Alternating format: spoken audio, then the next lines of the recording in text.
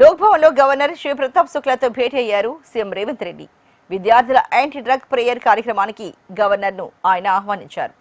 June 12న school పునః ప్రారంభం సందర్భంగా పొగాకు, మద్యం, డ్రగ్స్ కు వ్యతిరేకంగా విద్యార్థులతో ప్రతిజ్ఞ చేయించబోతున్నట్లు ఈ సందర్భంగా గవర్నర్కు సీఎం రేవంత్ రెడ్డి వివరించారు. పాఠశాలల ప్రారంభ రోజునే విద్యార్థులకు కిట్లు అందజేస్తామని తెలిపారు.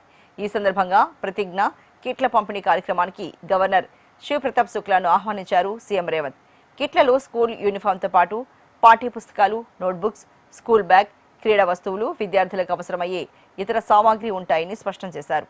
విద్యా సంస్థలను సురక్షితంగా, డ్రగ్స్ రహితంగా తీర్చిదిద్దేందుకు విద్యార్థులు, ఉపాధ్యాయులు, తల్లిదండ్రులు, యాజమాన్యాల సమిష్టి బాధ్యతపై అవగాహన కల్పించడం ఈ కార్యక్రమం యొక్క ముఖ్య ఉద్దేశమని స్పష్టం చేసిన సీఎం, తమ పాఠశాలలు, కాలేజీల్లోని విద్యార్థులు డ్రగ్స్, ఇతర వ్యసనాల బారిన పడకుండా అప్రమత్తంగా ఉంచేలా యాజమాన్యాలు ప్రకటన చేస్తాయని తెలిపారు.